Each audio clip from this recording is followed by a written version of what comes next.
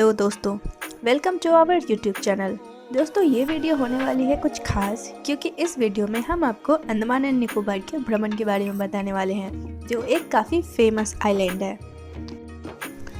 इस वीडियो में मैं आपको बताऊंगी कि अंडमान में कितने दिन ठहरना चाहिए, यहाँ के फेमस प्लेस कौन कौन से हैं तथा घूमने में आपका मिनिमम बजट क्या होना चाहिए। साथ ही मैं आपको बताऊंगी कि अंडमान घूमने का सही मौसम और टाइम कौन सा है, और भी ऐसी बहुत सारी जानकारी जो आपको अंडमान घूमने में हेल्प करेगी। ये जानकारी आपको दोनों में हेल्प करेगी, चाहे आप टूर पैकेज बुक करें या आप बिना टूर पैकेज के ही यात्रा करें।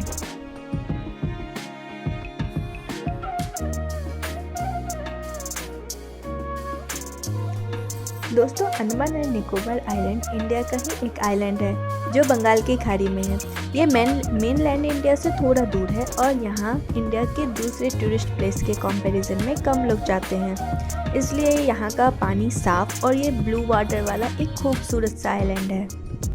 अगर आप बात करें कि यहाँ जाने का सही समय क्या है, तो अक्टूबर से फरवरी तक आप यहाँ जा सकते हैं, लेकिन नवंबर से जनवरी के बीच का टाइम यहाँ का बेस्ट टाइम होता है और इस समय यहाँ सर्दी भी नहीं होती। तो अगर आप इस टाइम अंडमान जा रहे हैं तो आप सर्दियों के कपड़े बिल्कुल ना लेके जाएं। अगर बात करें कि अंडमान पहुँचे कैसे, तो आप अंडमान फ़्लाइट से किसी भी जगह से जा सकते हैं, लेकिन ये फ़्लाइट आपको डायरेक्ट नहीं मिलेगी। अंडमान के लिए डायरेक्ट फ़्लाइट कोलकाता, चेन्नई, बैंगलोर, हैदराबाद से मिलती है। अंडमान वैसे शिप से भी जाया जा सकता है, आप कोलकाता से या कुछ आसपास के लाइक चेन्नई और हैदराबाद से भी आप शिप ले सकते हैं। कोलकाता से या शिप से अंडमान जाने में आपको 2 से 3 दिन लगेंगे। वैसे आप घूमने के लिए जा रहे हैं तो फ़्लाइट ही ले, यही बेस्ट होता है। अंडमान की यात्रा आपकी कम से कम 6 से 7 दिनों की होनी चाहिए।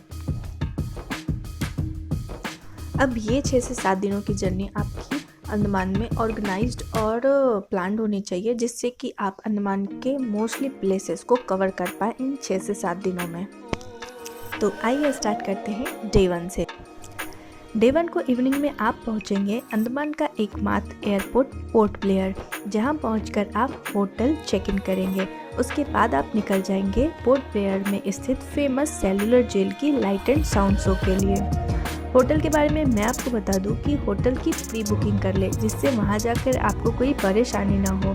अंडमान में मैंने जहां से होटल बुकिंग की थी, जो मुझे सबसे सस्ता और अच्छा लगा था वो है booking.com। यहाँ का प्राइस मुझे सही लगा और यहाँ के होटल्स में मुझे कॉम्प्लीमेंट्री ब्रेकफास्ट भी था, तो मुझे पैसे से मतलब सस्ता और काफ़ी अच्छे होटल्स मिले थे।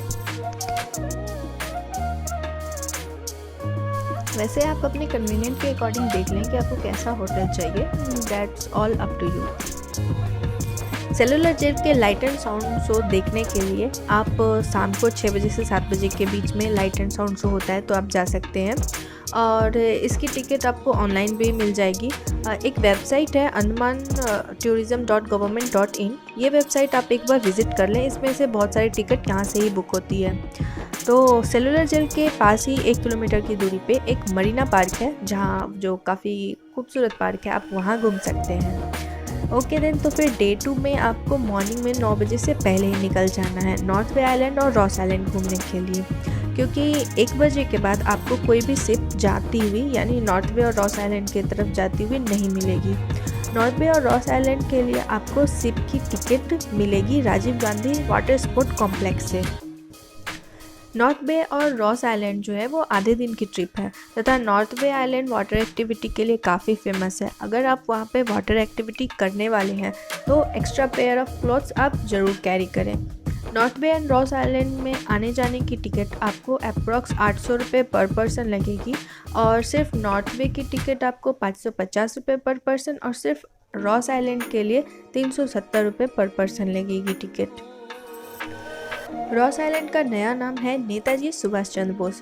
यहाँ पर भी इवनिंग में लाइट एंड साउंड शो होता है, जो रॉस आइलैंड की हिस्ट्री बताता है। और अगर आप रॉस आइलैंड की लाइट एंड साउंड शो देखने जाने वाले हैं तो इसके लिए आपको सिर्फ फॉनिक्स जेट्टी से मिलेगी। रॉस आइलैंड एक बहुत ही खूबसूरत आइलैंड है और वहाँ बहुत सारे डियर भी आपको मिल जाएंगे। डे 2 के रॉस आइलैंड और नॉर्थ बे आइलैंड से रिटर्न होने के बाद आप डायरेक्ट सेलुलर जेल जा सकते हैं पूरा घूमने के लिए। क्योंकि अगर आपने लाइट एंड साउंड शो देखा है तो वो बाहर से ही होता है, उस समय आपको एंट्री अंदर नहीं रहती है। तो आप सेलुलर जेल दिन में जा सकते हैं पूरा जेल अच्छे से घूमने के लिए। अगर आप 3 बजे से पहले रिटर्न हो गए हैं नॉर्थ बे आइलैंड और रॉस आइलैंड से, तो आपको सेलुलर जेल तो जाना ही चाहिए। सेलुलर जेल 5 बजे तक ही खुला रहता है। डे 3 में आप पोर्ट ब्लेयर में ही पूरा घूम सकते हैं, जिसमें है समुद्री का मरीन म्यूजियम, चिड़िया टापू, कॉर्बियन कोव बीच, चिड़िया टापू बायोलॉजिकल पार्क। ये सभी घूमने के लिए या तो आप कैब या तो स्कूटी रेंट पे ले सकते हैं।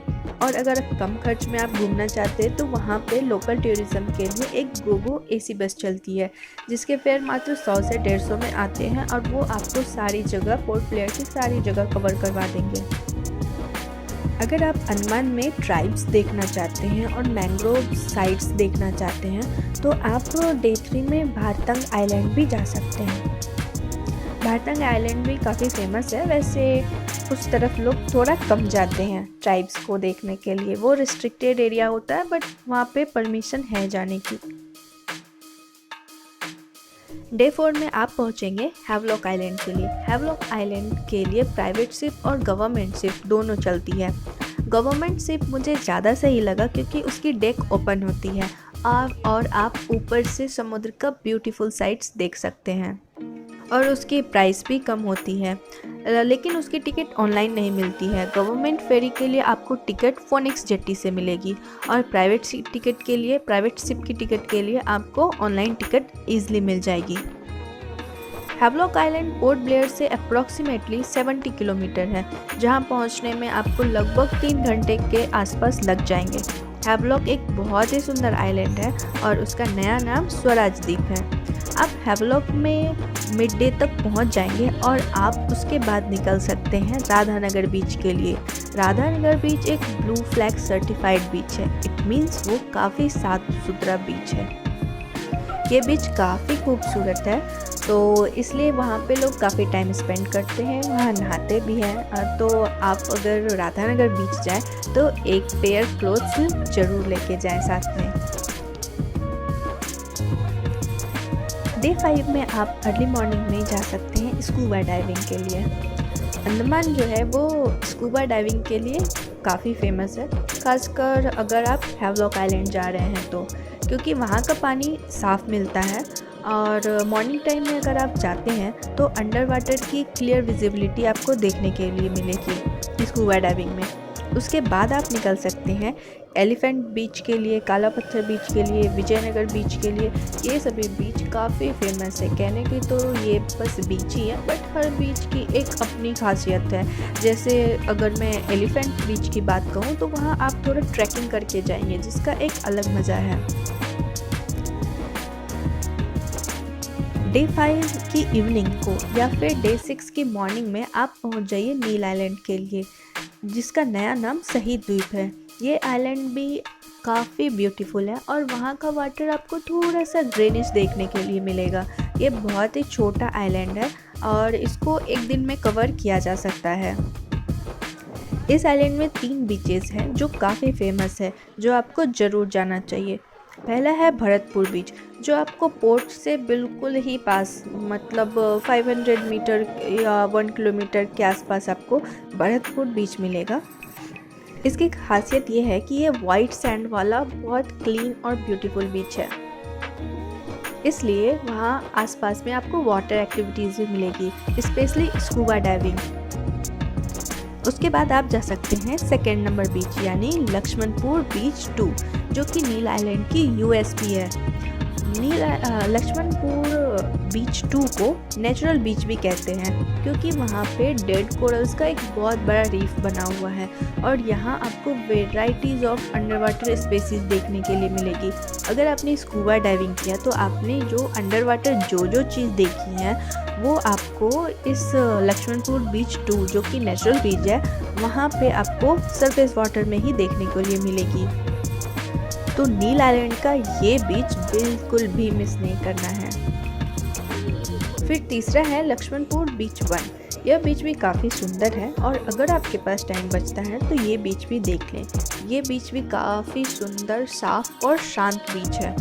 नील आइलैंड काफ़ी छोटा आइलैंड है, इसलिए आप इसको एक दिन में, जैसा मैंने बताया पहले, कि आप इजीली कवर कर सकते हैं। और फिर डे 7 में आप नील आइलैंड से पोर्ट ब्लेयर के लिए आ जाएं और फिर पोर्ट ब्लेयर के लिए अपने घर, पोर्ट ब्लेयर से अपने घर।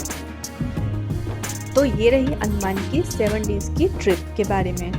आपको जैसा मैंने पहले बताया था कि अंडमान की ट्रिप 6 से 7 दिनों की होनी ही चाहिए, जिसमें 2 से ढाई दिन आपको पोर्ट ब्लेयर में लग जाएंगे, 2 दिन हैवलॉक में लग जाएंगे और 1 दिन नील में, और कुछ टाइम पोर्ट शिप से आने जाने का टाइम। ओके, तो अब बात करते हैं खर्च की, कि आपको कितना खर्च लगने वाला है अंडमान घूमने में। तो फ्लाइट की टिकट को छोड़कर आपको 2 लोगों के लिए 7 दिनों में कम से कम 35,000 रुपये खर्च लगेंगे, यानी 35,000 रुपीज़, जिसमें आपका स्कूबा डाइविंग, कुछ छोटे मोटे कुछ वाटर एक्टिविटीज़, होटल्स, खाना पीना एंड ट्रैवल के लिए थोड़ा घूमना, एंट्री टिकट्स और गवर्नमेंट फेरी की टिकट्स आ जाएगी।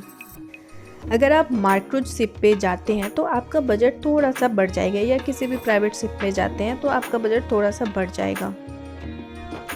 और अगर आप टूर पैकेज लेते हैं तो 2% के लिए टूर पैकेज जो अभी चल रहा है करंट रेट, वो है 55 से 60,000 रुपये के अप्रॉक्स में, जिसमें आपको वाटर एक्टिविटीज़ इंक्लूडेड नहीं होती है मैक्सिमम में, बट कुछ टूर एजेंसी जो है वो प्रोवाइड करवाती है कुछ एक्स्ट्रा फैसिलिटीज़, जिसमें वो आपको स्कूबा डाइविंग भी ऐड ऑन कर देती है। आप मिनिमम 60,000 तो मान के चलें, जिसमें से आपको 2% के लिए 6 to 7 डेज़ का ट्रिप रहेगा टूर में।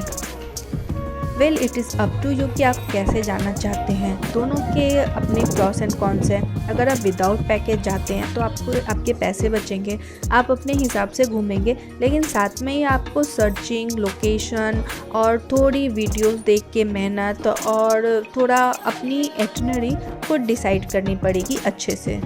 और अगर आप पैकेज में जाते हैं तो आप माइंड फ्री होकर एंजॉय करेंगे, बट उसमें थोड़े आपके पैसे जाएंगे और आप रिलैक्स रहेंगे। तो लेकिन अगर आप घूमने के लिए टूर पैकेज के साथ जा रहे हैं या खुद ही जा रहे हैं, आपको प्लेसेस की जानकारी होनी चाहिए कि कौन कौन से प्लेसेस अच्छे हैं और कौन हमें जाना है और कौन हमें स्किप करना है। इसलिए ये वीडियो दोनों के लिए है, चाहे आप टूर पैकेज ले रहे हैं या नहीं ले रहे हैं। घूमने निकलने से पहले एक मेरी छोटी सी एडवाइस कि आप सनस्क्रीन क्रीम, स्मॉल बैग और स्लीपर्स कैरी करना ना भूलें। तो ओके फ्रेंड्स, वीडियो अगर अच्छी लगी हो तो इसे लाइक करें, चैनल को सब्सक्राइब करें, और आपका कोई भी सवाल हो तो आप हमें कमेंट बॉक्स में पूछ सकते हैं। हम आपके सवालों का जवाब ज़रूर देंगे। धन्यवाद।